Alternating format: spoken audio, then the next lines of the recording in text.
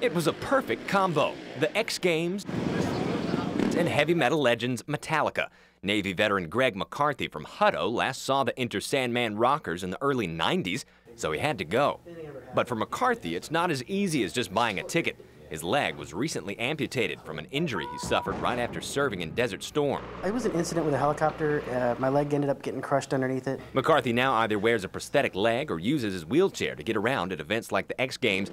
He says he knew the event in its second year in Austin would be suffering some growing pains, so he emailed a Circuit of the Americas rep beforehand to make sure everything would be okay. I got a response Friday saying just, when you get to the concert part, check with the people, like the pages and everybody, and they'll direct you to the right area, which I did. McCarthy says he was directed to a VIP area where people were standing in front of him the whole time.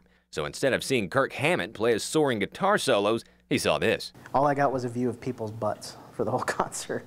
McCarthy says he still enjoyed the show, but at the end, that's when the situation got a little frightening. I think it was Lars Ulrich of the Metallica threw out one drumstick and it came kind of close to where I was at. So about 10 people just kind of came down on top of me, and it came down in a way that it was sideways, so the wheel just gave away and I just went down. He says that's why his wheelchair looks like this, unusable. After the crowds dispersed, McCarthy says he was just left there while his friend tried unsuccessfully to get help from COTA staff. Thankfully, an Austin Travis County EMS medic pulled his truck around and took him back to his car. I was very embarrassed. I was sitting there. I was the only one. I didn't have my leg. I felt very helpless. It's probably the most helpless I've ever felt.